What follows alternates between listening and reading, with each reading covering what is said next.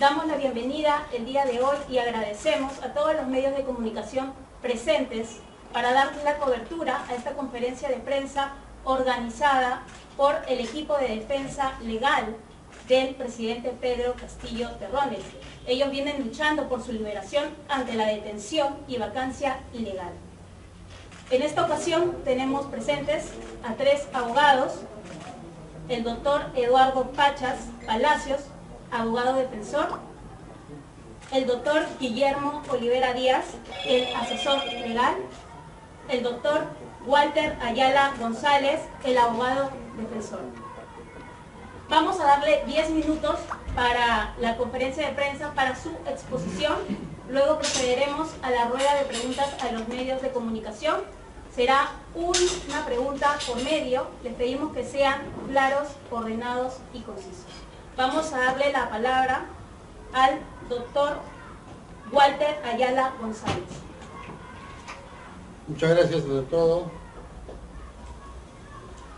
El proceso de vacancia, mejor dicho, el golpe de Estado que dieron los Pedro Castillo el día 7 de diciembre.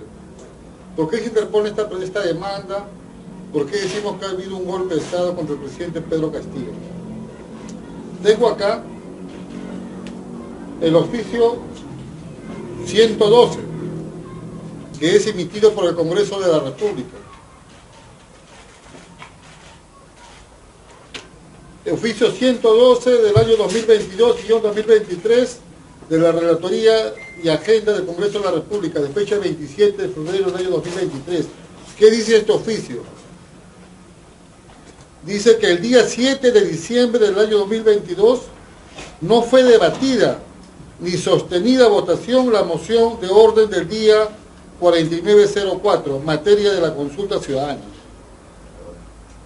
En la moción de orden 4904 era la moción presentada por el congresista Eduardo Málaga, donde pedían la vacancia del presidente Pedro Castillo. Acá señalan que ese día no fue debatida ni sometida a votación. Líneas más abajo dice, ¿no?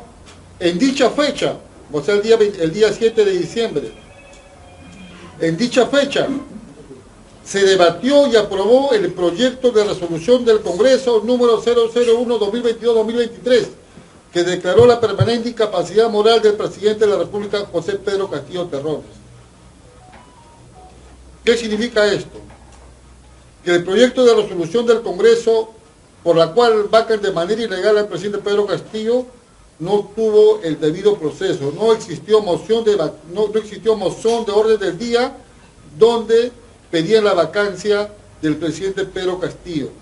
Quiere decir que no se llevó el trámite que regula el artículo 89 del reglamento del Congreso, que indica que para vacar a un presidente de la República se necesita una petición, que es una moción, con más de 26 firmas de los congresistas. Esta debe ser admitida a trámite, debe correrse traslado al presidente de la República para que haga su derecho a la defensa. Eso no existió. Tampoco existió moción que haya pasado ese trámite y que haya sido debatida en el Pleno del Congreso. Es por eso que decimos que el presidente Pedro Castillo sigue siendo el presidente de la República, porque no existió debido proceso en sede parlamentaria, porque no existió una petición formal de vacancia debidamente ingresada por la mesa de partes, debidamente tramitada y debidamente el derecho a la defensa para que el presidente Pedro Castillo se defienda. Es por eso que decimos nosotros que la sucesión presidencial de la señora Dina Boluarte es ilegal. Es por eso que afirmamos que la señora Dina Boluarte actualmente viene usurpando la función de presidente de la República, porque el presidente de la República democráticamente elegida es el presidente José Pedro Castillo, quien se encuentra de manera arbitraria e ilegal detenido en el penal de Barbadillo, ¿no? Como todos ustedes saben. Se presentó justamente esta acción de amparo para hacer ver al Poder Judicial, al órgano jurisdiccional, a los jueces, esta vulneración al debido proceso. Ahora dicen, no, pero el presidente Castillo actuó mal. Eso es la justificación que da el Congreso. Pero eso está mal. Lo que hizo el Congreso de la República el día 7 de diciembre fue un golpe de Estado, porque no respetó el debido proceso. El hecho que se le impute a una persona una falta, un delito o cualquier acto que esté fuera del marco legal no significa que el Congreso actúe de manera similar, que el Congreso no respete la ley. En una democracia existe el debido proceso. En una democracia existe el derecho a que una persona se defienda. Nos puede imputar de un hecho, de un delito. Está bien, son las reglas de juego, pero también es el derecho de uno a decir sí, no, es mentira, o sea, defenderse en otras palabras. Eso no fue lo que sucedió el día 7 de diciembre. De manera ilegal detuvieron a un presidente de ejercicio, su propia escolta, fue detenido, fue encarcelado, fue marrocado, fue encerrado en un penal hasta el día de hoy. Y eso no solamente lo sabemos nosotros, los peruanos, sino también lo sabe la comunidad internacional. Ya la comunidad internacional, el Sistema Universal de Derechos Humanos, la ONU, ya se pronunció, ha expresado su preocupación porque no se ha respetado el debido proceso, tanto en la detención del presidente Pedro Castillo y tanto en su vacancia ilegal. El Congreso el día 7 de diciembre actuó como una tribu primitiva, actuó como actuaban de repente en algún momento los peruanos o los seres humanos cuando no existían leyes. Sacaron un proyecto de ley que pensaban que era lo correcto en su ignorancia jurídica y lo pusieron a votación. Pero eso no resiste un mínimo de respeto a los principios universales de derecho de defensa, de motivación, de congruencia, en otras palabras, como vuelvo a repetir, debido proceso. Muchos dicen que no, que el presidente no tenía derecho al debido proceso. Lo dicen de manera ignorante y lamentablemente quienes dicen eso son muchos congresistas, en su ignorancia jurídica de repente. Pero un país que no respeta el debido proceso es un país donde no existe democracia. Es por eso que el Poder Judicial tiene un papel muy importante. El Poder Judicial actualmente es el equilibrio. Lamentablemente no encontramos garantía en el Poder Legislativo, en el Parlamento. Tampoco en el Poder Ejecutivo, porque es actualmente representado, ¿no?, por una persona que está usurpando funciones. Es por eso que queda el tercer poder. El tercer poder y también el cuarto poder de la prensa buena. Lamentablemente en todo el tiempo que el presidente Pedro Castillo estaba en ejercicio, había una prensa feroz. Hasta lo que el presidente comía, le fiscalizaban. Compró 1 kilo más de carne, qué ridículo. Ahora nadie controla, ahora todos los ministros, nadie lo controla. En esos tiempos, como vuelvo a repetir, existía una prensa feroz, todavía hay prensa feroz, pero también hay prensa alternativa, que es la prensa amiga, que es el verdadero cuarto poder, que también no tiene que equilibrar las cosas, ¿no? Esperamos con mucha esperanza el día 23 de junio, fecha en la cual se va a debatir la acción de amparo, donde se ha expuesto de manera sucinta los fundamentos fácticos y fundamentos jurídicos. Estamos seguros que si existe justicia en el Perú, nos va a dar la razón. Estamos seguros que todavía existen jueces probos, que todavía existen jueces que van a pasar esa prueba de fuego. Lamentablemente existe un acoso a los servidores de justicia, fiscal o juez de repente, ¿no?, que saca algo de acuerdo a ley, ¿no?, que favorece a Pedro Castillo, lo investigan, lo acosan, sacan a la familia, tratan de destruir la imagen. Eso, digamos, no es un modo en el cual ha venido operando, ¿no?, esta prensa corrupta, esta prensa feroz, esta prensa que defiende intereses subalternos de grupos de poder, pero estamos seguros que el día 23 saldremos airosos. Y también tenemos mucha esperanza en la comunidad internacional. Por otro lado, fuera del debido proceso, que ya les expliqué en extenso que no existió, también el segundo fundamento es el tema de la aplicación del artículo 89A, inciso C, que da facultades al Parlamento para que pueda adelantar plazos, siempre y cuando exista un número mínimo de 104 votos, lo cual tampoco ha existido, solamente llegaron a 101. 101 es diferente a 104. Las matemáticas no mienten. Entonces tampoco el Parlamento podría decir que actuaron o no de acuerdo al inciso C del artículo 89A del reglamento, porque tampoco llegaron a los votos. Y el tercer fundamento de la demanda también se basa en que le atribuyen al presidente Pedro Castillo una supuesta infracción a la Constitución. Las supuestas infracciones a la Constitución están reguladas con un proceso, ¿no?, de denuncia constitucional, el cual regula el artículo 89 del mismo reglamento del Congreso, el cual también tiene un trámite, y siempre en todo trámite, sea penal, administrativo, parlamentario, judicial, en general, debido proceso. Sin debido proceso no existe democracia.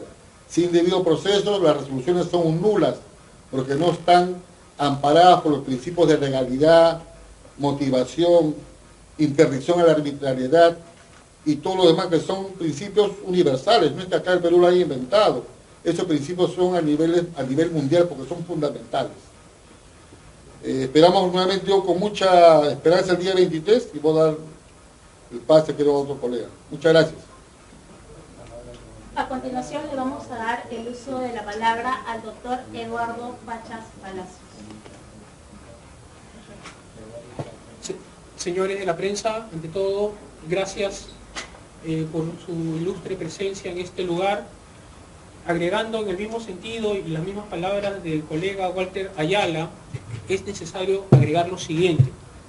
El presidente Castillo, en la denuncia penal 138-2023, firmada por el propio presidente de la República a nombre propio y en primera persona, se presentó una denuncia penal ante el fiscal de la Fiscalía de Enriquecimiento Ilícito y Denuncias Constitucionales. Apunten, por favor, la denuncia 138-2023. Ese día, por escrito y en primera persona, el presidente Castillo ha detallado, punto por punto, en más de 60 páginas, lo que pasó el día 7 de diciembre a las 11:40 horas y que se vio obligado a leer el discurso. Fue arrinconado, emboscado y con amenazas de muerte a su persona. Que ese día, si no se le suspendía o se le vacaba, se le iba a matar. Y luego a su familia se le iba a detener.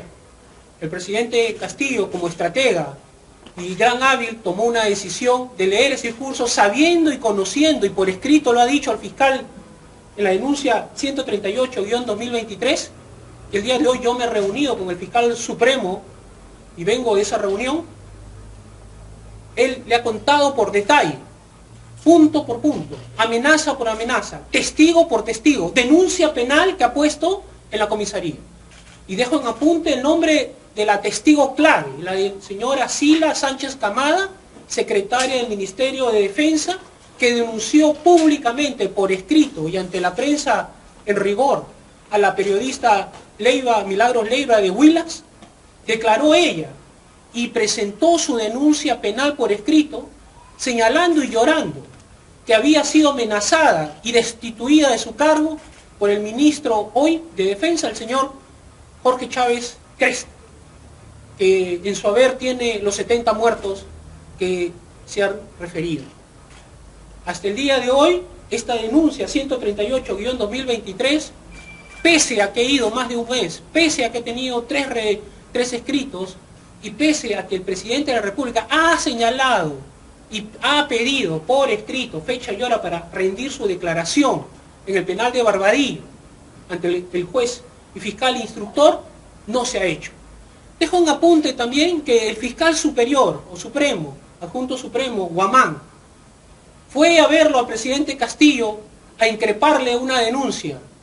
Y el presidente Castillo se levantó y con la valentía y coraje y estrategia que él le caracteriza, le increpó y le dijo dónde están los 100 muertos, cuando Hildebrand en los 13 le señala que este fiscal Guamán no había hecho ni una sola pericia, no había ordenado detener a ninguna persona, ni había tomado la declaración a la señora Dina Boluarte, Y en esta denuncia 138-2023, el señor presidente le hizo mención que él mismo la había denunciado a la señora Dina Boluarte por conspiradora, golpista, abuso de autoridad en complicidad con el Congreso de la República, los 101 congresistas que firmaron esta moción y la señora fiscal de la Nación con este señor fiscal Guamán, que no habían hecho ni una pericia, ni una detención, ni una declaración, y que los expedientes que habían sido los fallecidos en la ciudad de Ayacucho, Puno, Cusco y las demás ciudades, los expedientes los habían traído a Lima incompletos,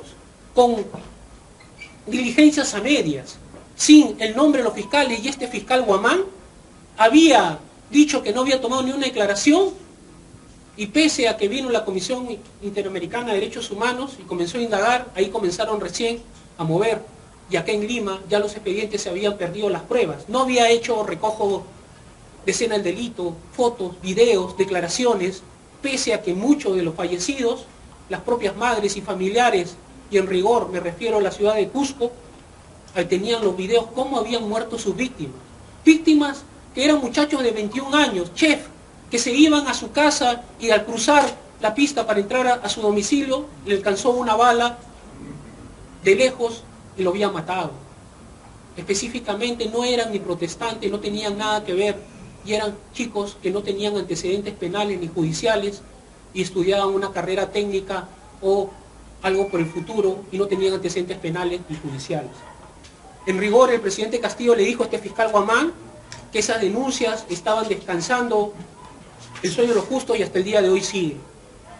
En palabras simples, señor, lo que ha hecho el presidente Castillo fue luchar contra un sistema que el día 7 de diciembre, y en rigor, y específicamente, no pasaba de diciembre del 2022. Castillo tenía como función y misión que en diciembre se acababa su gobierno. Se acababa su gobierno, ¿por qué? Porque hay audios y videos de la señora congresista Mari Carmen Alba. Vamos a esperar que se baje ese sonido, por favor. A continuación vamos a retomar con la palabra del doctor Eduardo Pachas Palacios. Sigamos con su posición. Agradezco, señores de la prensa, le pido disculpas por la interrupción, sigue el sonido, pero avancemos. El presidente Castillo en la denuncia 138-2023 ha denunciado detalle por detalle el hecho, cómo es que ha sucedido el 7 de diciembre y la forma y circunstancias que, sabiendo y conociendo que no se iba a lograr un golpe de Estado, es que el presidente Castillo toma esta decisión por la estrategia jurídica de leer ese discurso sabiendo y conociendo que desde las 6 de la mañana y por obra y gracia del señor general Chávez Cresta, hoy ministro de Defensa, ya tenían un plan para acabar definitivamente con el gobierno del señor Pedro Castillo. Y esto, él toma esta decisión, lee este discurso, sale por la puerta donde están todas las cámaras y es detenido con arma en mano y con el ánimo de matarlo en la avenida Wilson. Cualquier persona que ve ese video puede darse cuenta que no era necesario la forma brutal y apuntarlo a un hombre, presidente Castillo, que solamente tenía una niña de 8 años llamada Londra, su hija Jennifer y su esposa. No había armamento, ni nadie apuntaba con armamento para que se utilice la brutalidad que se utilizó. Hay que agregar otro aspecto fundamental, que por eso es que el fiscal hasta el día de hoy en la denuncia 138-2023 no dicta el inicio de la investigación preliminar, ni le ha señalado fecha y hora para que tome su declaración Pedro Castillo Terrones. ¿Cómo fue detenido y cómo fue llevado? Y tampoco señala que el discurso que se leyó no tenía firma ni autorización de ningún abogado, y por el contrario, el día 6 de diciembre había un discurso aprobado por los ministros, y digo aquí los nombres, Sánchez, Salas, y el equipo de abogados de ese momento, el doctor Benji, el doctor Palomino y quien le habla. Y en ese discurso de los 60 minutos había un discurso conciliador. El discurso se anexó al oficio, y en el oficio se pidió al presidente del Congreso con fecha 6 de diciembre De los 60 minutos, 40 iba a leer el presidente, 15 iba a leer el señor Benji Espinosa, abogado penalista, y 5 el doctor Palomino, abogado constitucionalista. Y se anexó el discurso al Congreso de la República que iba a ser leído. Y ese discurso era un discurso de conciliación y era un discurso de seguir trabajando por el país. Pero agrego más, en ese discurso estaban los ministros Sánchez y Salas, y en rigor el señor Alejandro Salas. Por tanto, la existencia y el contenido sabe y tienen conocimiento del mismo el Congreso de la República. En este otro discurso o proclama, como bien lo llama el maestro Zaffaroni, no hay una firma de nadie, no hay una aprobación de nadie. Y niego desde ahora que haya un decreto supremo que fue aparecido en un canal Willax y que en una fotocopiadora que ni el fiscal encontró, que ni el fiscal lacró y que ni el fiscal lo ha puesto en su inventario, aparece en un canal de televisión diciendo que ahí está el decreto y la señora Dina Boluarte sale y dice no eran más que 2 ni de 1. Sin embargo, la señora Dina no dice que el 6 de diciembre el Congreso de la República la archivó la denuncia del caso Apurímac y el caso Reniec, que el día 7 de diciembre la hizo presidente del Congreso de la República, con 101 votos y no 104 como ya lo ha explicado el doctor Walter Ayala y no voy a entrar a redundar. Señores de la prensa, agradezco la gentileza y la molestia de estar hoy ante nosotros y hago pública la denuncia penal 138-2023 y desde esta tribuna insto al país que el Ministerio Público no le quiere decir la verdad de los hechos, ni quiere investigar esta conspiración del día 7 de diciembre del 2022, donde el presidente Castillo fue golpeado por el Congreso de la República, y la prueba más evidente y resaltante, más allá del debido proceso, que bien lo ha explicado el doctor Walter Ayala, queda en evidencia y en el tintero la marca del golpe de Estado del Congreso de la República. Si bien es cierto, no hay debido proceso, pero más cierto es que nadie en esta sala podrá decir que 101 es igual a 104. Sin embargo, el Congreso de la República se filmó, se tomó un selfie, se festejó, sacó la bandera y le dijo a todo el Perú y al mundo que las matemáticas habían cambiado. Esa es la prueba del golpe de Estado más palpable y demostrable. Gracias, señores. A continuación, le daremos la palabra al asesor legal, al doctor Guillermo Olivera Díaz. Señores periodistas, distinguido colega Walter Ayala, igualmente colega Eduardo Pachas, Guillermo Olivera Díaz, como verdad de perogrullo, no nació ayer. Quizás no necesito decirlo, porque las canas atestiguan. Tampoco nací ayer al ejercicio profesional como abogado. Me titulé el mes de febrero del año 1970. Hasta este momento han transcurrido más de 50 años de ejercicio profesional y todo ese lapso siempre en el campo penal.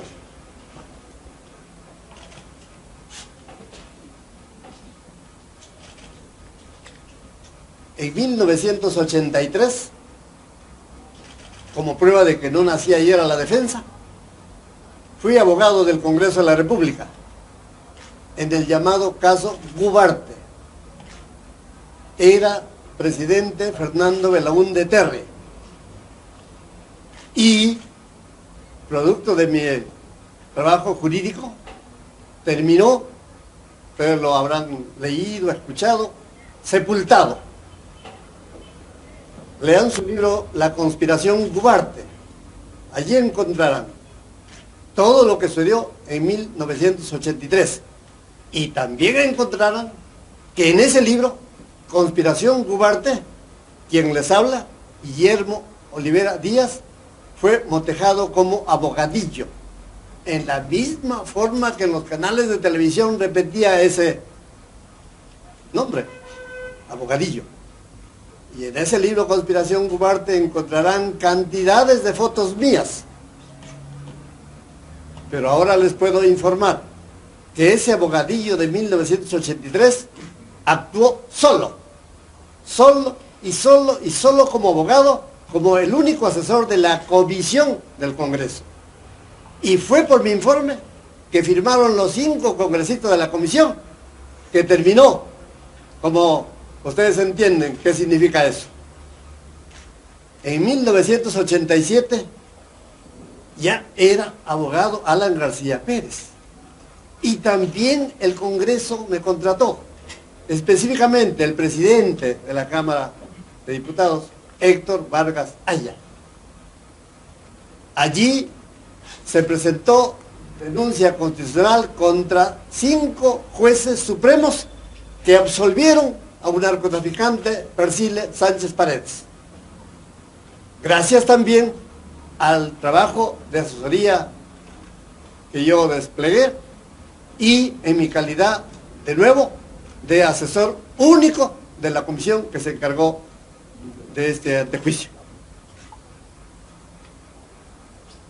Llega 1992. Era presidente Alberto Fujimori. Me encontraba en la Universidad de Sevilla, España.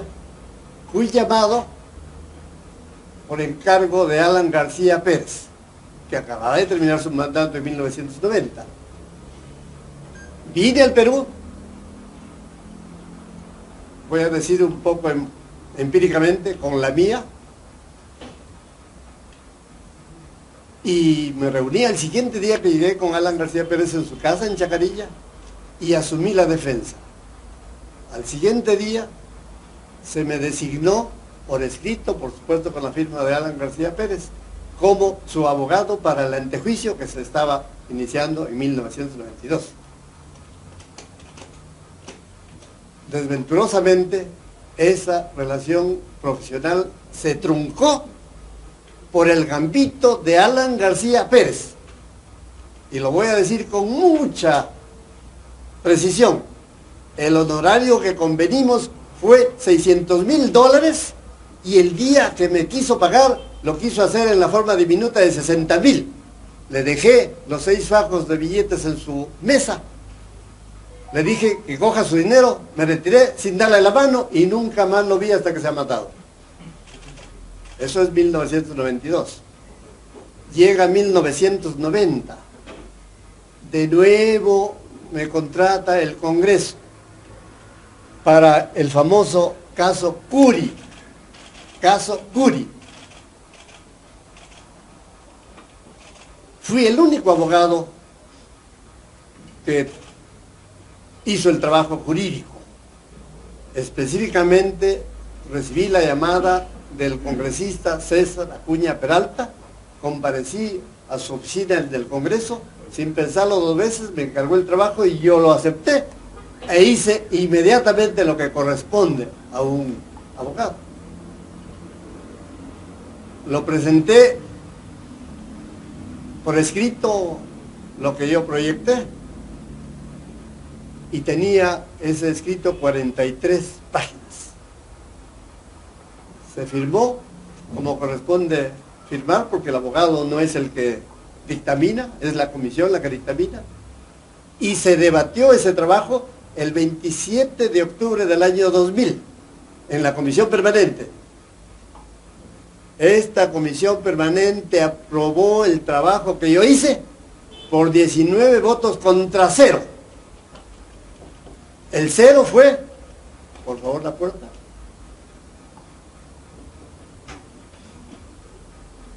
para el dictamen en mayoría. Déjenla abierta, por favor. Déjenla abierta la puerta. El 0 fue para el dictamen en mayoría. Ese dictamen en mayoría nunca vi quién lo hizo, pero el run era en los estrados congresales que fue autor José Ugaz Sánchez Moreno. ¡Qué coincidencia! Le estoy hablando del 27 de octubre del 2000, en que su dictamen perdió. Pero el 2 de noviembre apareció formalmente designado por Alberto Fujimori como abogado del caso. A mí, por supuesto, se me dejó de lado, ¿no? Pero el trabajo que yo hice se aprobó 19 votos a 0, el 27 de octubre del año 2000. Al día siguiente se fugó del país en el yate Carisma, ya ustedes saben quién, Vladimiro Montesinos Torres. A la semana, creo, los primeros días de noviembre, cayó Marta Hildebrand como presidente del Congreso en virtud de que se había aprobado un trabajo de minoría en contra de la mayoría fujimorista. Asumió la presidencia del Congreso don Valentín Paniagua, y él, en la comisión permanente, el presidente del Congreso preside la comisión permanente, logró desarchivar el trabajo que venía realizándose por mí, por la comisión respectiva, pero que el día 27 de octubre había un negociado bajo mesa. Fueron los negociantes, un abogado congresista del fujimorismo y César Acuña. El negociado era que se incurría en un vicio de nulidad en el trabajo de la comisión, porque ese día 27 de octubre se designó una comisión acusadora de 3 congresistas para que sustente la acusación constitucional ante el Pleno del Congreso como corresponde. Pero yo les dije a César Acuña en primer lugar, es que no se puede dictar una comisión acusadora si es que el dictamen que habíamos aprobado era solo para declarar la procedencia de la denuncia constitucional. Cuando se aprueba una denuncia constitucional por la comisión permanente, regresa a la subcomisión de acusaciones constitucionales para que investigue, para que recién cite al denunciado. Acá no. Acá la comisión permanente aprobó el dictamen de procedencia sin haber investigado la subcomisión de acusaciones constitucionales y nombró comisión acusadora. Denuncié eso por escrito, por eso es que don Valentín Paniagua leyó mi queja escrita en la comisión permanente y regresaron las cosas a foja cero y recién comenzó el trabajo de subcomisión de acusaciones constitucionales y terminó aprobándose en la comisión permanente, en el Pleno del Congreso, por supuesto en la Fiscalía de la Nación, por supuesto en el que ahora se llama Juez de Investigación Preparatoria, y finalmente condena 1, 2 y 3 respecto de todos los protagonistas que ustedes saben y que aquí aparecen en el libro. Caso Curi, Fujimori y Montesinos, los 3 condenados, gracias al trabajo jurídico de Guillermo Olivera Díaz. Por eso es que les decía, no nací ayer a los casos penales. Eso fue el 2000. El 2021 fui convocado por Aníbal Torres Vázquez para que asistiera jurídicamente a don Pedro Castillo Terrones. Esto es lo que me interesa que sea conocido. Claro que me fui el 14 de junio, me propuso don Pedro la defensa relativa a la nulidad por presunto fraude electoral que había planteado Keiko Fujimori Iguchi, y que lo anunció el 9 de junio de ese año 2021, y dijo, mañana estamos presentando 802 nulidades, y mañana es 10 de junio de 2021, y ese mañana no fueron solo 802, sino que hasta el 13 llegaron a ser 1.139 causas de nulidad por presunto fraude electoral. Pedro Castillo me encarga muy escuetamente, sucintamente este cometido, y yo le acepto. Muy bien, y comienzo a trabajar. Se entiende el 14, el 15, el 16, el 17 de junio, 3 días después, recibo otra llamada de Aníbal Torres Vázquez. Hermanito, estoy con Pedro en su casa, ¿puedes venir? Claro que voy, pero yo no sé dónde es su casa. ¡Ya!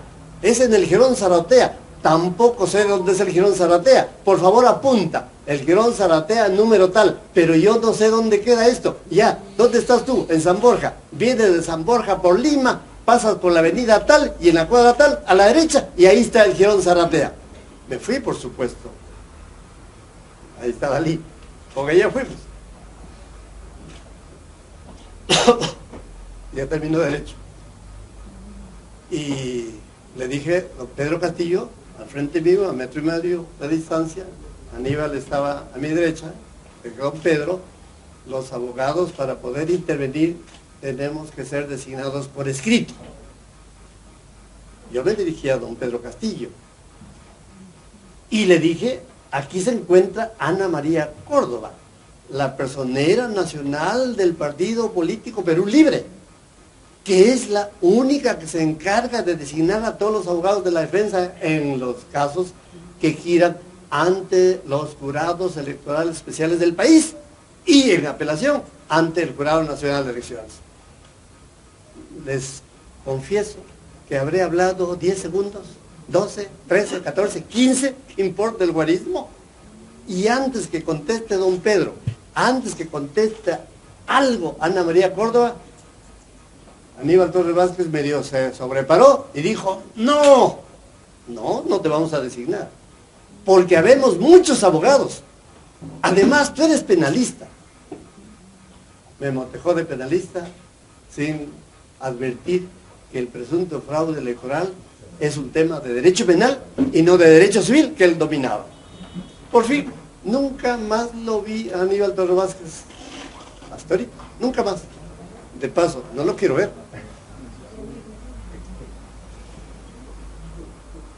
El 22 de junio, yo ya no trabajaba con nadie, pero seguía estudiando. Yo soy muy apasionado del estudio. Pero Eduardo creo que lo sabe. Vamos al tema, creo. Sí. Ya. Entonces, el 22 de junio, convoqué una conferencia de prensa para volcar todo lo que yo había estudiado. Estudié, dije todo lo que dije acá mismo, y en virtud de todas las razones jurídicas que escribí, el Jurado Nacional de Elecciones devolvió todas las causas a los jurados electorales especiales del país. Por lo tanto, perdió Keiko, ganó Pedro. Después asumió la presidencia. Llega a presidente de la República y un día me llama Vladimir Cerrón Rojas y me dice, acabo de conversar con el sombrero, se ríe, Pedro, y me encarga que le diga que para el trabajo que estábamos tratando, converse con Aníbal Torres Vázquez. Le he contestado que no, y por lo tanto no se produjo esa relación. Pero aquí viene lo último. El 7 de diciembre, ya ustedes han escuchado al colega Walter Ayala, fue detenido. Yo voy a decirles, fue detenido sin encontrarse en flagrancia. Fue detenido sin mandato judicial. Fue detenido por un policía, o por varios policías, con una metralleta que se ve que apunta al interior del vehículo. Y fue detenido sin encontrarse en lo que la Constitución permite, la detención a la policía sin mandato judicial, sin flagrante delito. Entonces, si se lo detiene sin mandato judicial en un flagrante hecho que no es delito, se está haciendo una detención policial inconstitucional, ilegal y delictiva. Así. Y luego ha seguido todo lo que ustedes saben. Y esto es importante, miren que lo subraye, porque esa detención fue a la 1:42 de la tarde. 1:42 de la tarde del 7 de diciembre. ¿Por qué relievo esto? Porque la votación a la que ha hecho reseña Walter Ayala, la del Congreso, que inflige la vacancia, entre comillas, el último voto fue a la 1:59 de la tarde, es decir, el voto 101. Y la detención ya estaba detenido desde la 1:42. Y ese voto 101 a la 1:59, ¿disque produce el resultado de vacancia? No, señores. Lo ha dicho el colega Walter Ayala, está escrito en su demanda, justamente la demanda que se va a ventilar este 23 de junio, para que haya una vacancia válida, con arreglo a la Constitución y al reglamento del Congreso, tiene que plantearse con una moción de orden del día por escrito.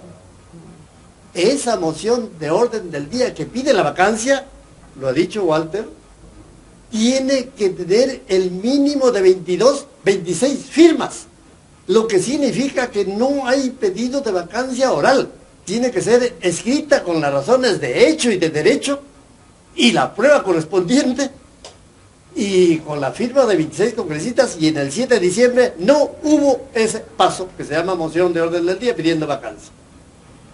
Cuando se plantea este documento que se llama moción, llamémosle solicitando vacancia, se da cuenta al Pleno.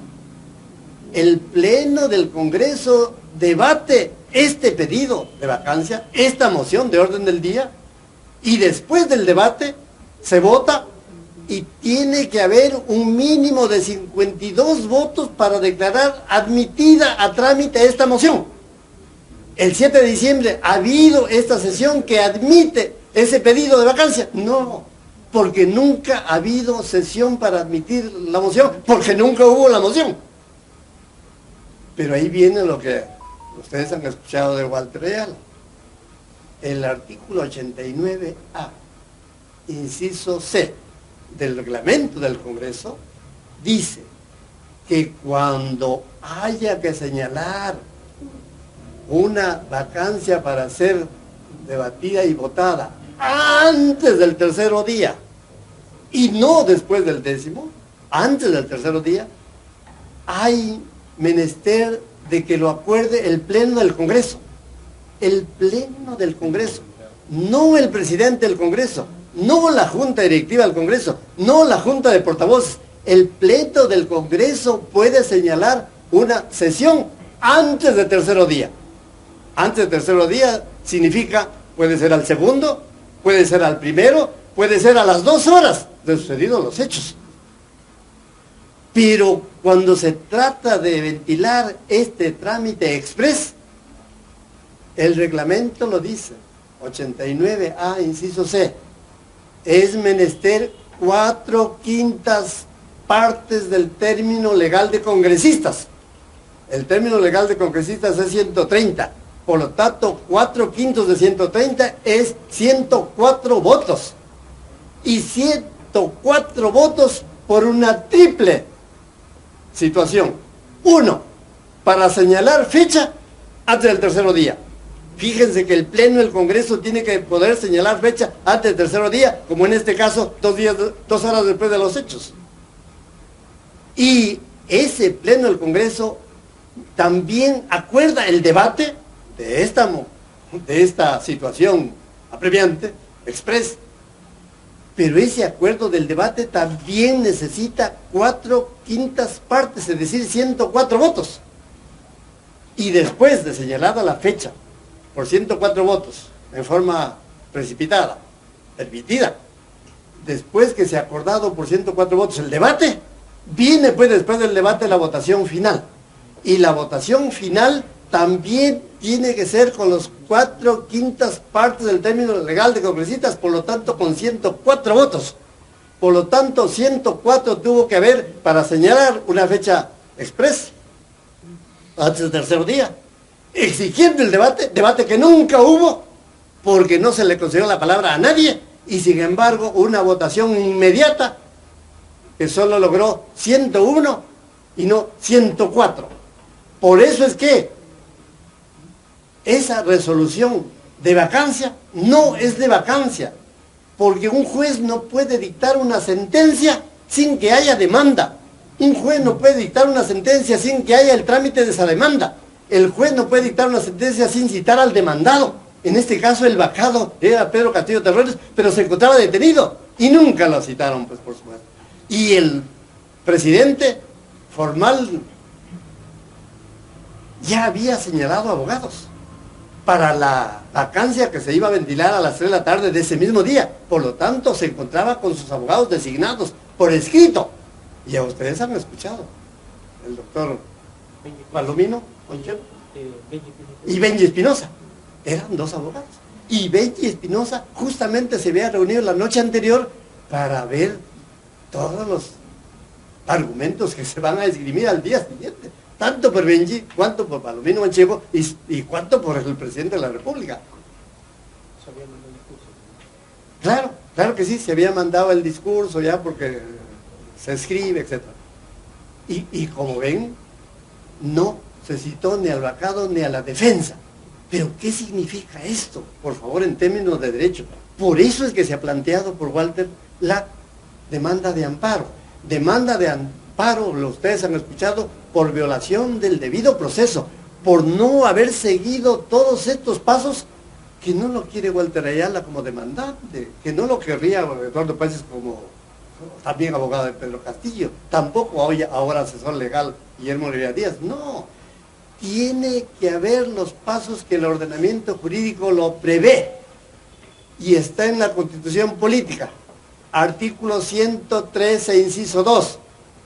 La Presidencia de la República vaca, inciso 2, por permanente incapacidad moral declarada por el Congreso. ¿Y cómo la declara el Congreso, la permanente incapacidad moral, y declara vacante la presidencia? ¿Cómo? ¿Cómo se le ocurre al presidente del Congreso? ¿Cómo se le ocurre a la Junta Directiva? ¿Cómo se le ocurre a la Junta de Portavoces? No, señores. Cuando la Constitución Política dice declarada por el Congreso para declarar una vacancia tiene que aplicar la normatividad que existe para ese asunto. Y para ese asunto existe un código normativo que se llama Reglamento del Congreso. El Reglamento del Congreso que tiene fundamento constitucional, es decir, asidero constitucional. Lean por favor el artículo 94 de la Constitución Política y dice: el Congreso elabora, aprueba su reglamento. ¿Para qué? Para su funcionamiento. No puede funcionar como les viene en gana, no. Las funciones públicas de un congresista y de todo el Congreso tienen que estar establecidas en la ley. En este caso en la Constitución y en el reglamento que les estoy diciendo. Además, por el principio de legalidad procesal, por el principio de legalidad procesal, que se encuentra regulado en el artículo 138 de la Constitución Política, que dice así: la potestad de administrar justicia, emana del pueblo y se ejerce por el Poder Judicial, conforme a la Constitución y a las leyes. ¿Sí? Conforme a la Constitución, ese es el principio de la legalidad procesal. Pero ese artículo del 138 está en el nombre Poder Judicial, pero ya lo ha escuchado el doctor Walter Ayala. El debido proceso no solo es para los jueces, el debido proceso es para los fiscales, el debido proceso es para la sede administrativa, el debido proceso es también para la sede parlamentaria, es decir, para el Congreso, porque el reglamento del Congreso al que me he referido establece en forma clara, meridiana, cuál es la tramitación que se debe seguir cuando se trata de vacar a un presidente. He ahí el artículo 89A, porque es diferente el artículo 89 sin la A para el trámite de la denuncia constitucional y su consiguiente acusación del Congreso. Aquí no había un trámite de denuncia constitucional, aquí no iba a verse la acusación constitucional con resolución final del Congreso de contenido penal, no. Aquí va a haber otro tipo de trámite que se llama vacancia. Pero si no hubo moción, si no hubo admisión, si no hubo acuerdo de 4/5 para el debate, si no hubo acuerdo de debate obligatorio que lo ordena el 89AC, y no hubo el debate final en la forma establecida por el reglamento, porque el reglamento establece 104, entonces, ¿qué es lo que hizo el Congreso? Yo lo voy a decir con dureza, colega Walter Ayala. Lo que hubo fue una farsa. Una farsa. Una farsa. Porque ese Congreso se encuentra asesorado por una gavilla de sofistas. Ese Congreso, Eduardo, se encuentra asesorado por una gavilla de sofistas. Expertos en paralogismos. Esos son los que le han soplado al oído a un presidente del Congreso cómo debe hacer esto que hizo el 7 de diciembre. Y lo acaba de medio confesar Óscar Urbiola Ani. Recién me llega la oportunidad de explicar cómo esto debió ser y fue así. Le faltó decir porque yo lo aconsejé, porque jamás que pueda inventarlo José William Zapata, ¿no? Porque él es experto en gatillar las armas, ¿no? En Acomarca, en el Putis, en Chavín de Huántar, pero menos hacer lo que hizo. Y Walter lo ha leído en otras ocasiones. También el colega Luis Llerena, que ha planteado otra demanda de amparo en Arequipa, comienza la sesión del 7 de diciembre del Congreso y lee, José Williams, un proyecto de resolución de vacancia. Proyecto de resolución de vacancia que no es moción. Proyecto de resolución de vacancia que no necesita ser debatida para ser admitida, porque no es moción. El proyecto de resolución de vacancia es el proyecto de una sentencia sin demanda, sin tramitación. Y dice, la Junta Directiva propone. La Junta Directiva propone. Es decir, yo, José Williams, el de Acomarca, Marta Moyano, la hermanita de la otra Moyano, el Muñante, que ustedes lo escuchan bastante, ellos son los que proponen que declarar la vacancia. Pero el doctor Walter Ayala en su demanda ha puesto la resolución esta que aprueba entre comillas la vacancia, y la primera línea dice, por pretender disolver el Congreso. Eso dice la resolución, Walter, de vacancia entre comillas, por pretender disolver el Congreso. Señor, y pretender no es realizar ningún hecho aún. Pretender es solo aspirar a algo. Pretender significa solo tener la idea. Yo voy a pretender a la chica que está sentada, la voy a pretender como enamorada. Todavía no, solo estoy diciendo eso, ¿no? Fíjese, eso es lo que dice la resolución del Congreso, que lo bajan por pretender disolver el Congreso, porque justamente lo bajan porque estaba funcionando el Congreso. Por lo tanto, esa pretensión fue irrealizable. ¿Y por qué irrealizable? Esto lo sabe Eduardo Pachas más que yo. Porque cuando uno pretende realizar un delito y se vale de un medio absolutamente inidóneo para producir un resultado inalcanzable, eso se llama delito imposible. Por eso es que cuando tuvo a bien don Pedro Castillo Terrones designarme como su abogado el 9 de diciembre del año 2022, lo primero que hice es presentar un escrito de nulidad en donde esgrimía que los hechos que constan en la lectura que ustedes conocen ni son delito ni son infracción constitucional, son nada jurídico porque la ley lo dice, artículo 17 del Código Penal, es un delito imposible por inidoneidad de medio e inidoneidad de objeto, porque el objeto Congreso para disolverlo no se hace pues leyendo un papelito, no, para disolver el Congreso lo dice el tipo penal en el corazón del tipo, dice que hay que alzarse en armas, y cuando yo alzo mi papelito y lo leo no me estoy alzando sino con el papelito, por lo tanto ese delito imposible no es punible, eso es lo que se ventilará en el momento correspondiente, ¿no? Pero aquí quiero aclarar lo siguiente.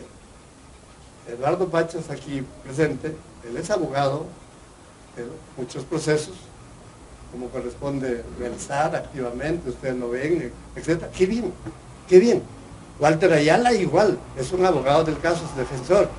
Él está realizando todos los trámites que corresponden, la demanda y la contestación que le darán a la demanda por el Congreso, él lo leerá y lo refutará, etcétera, etcétera.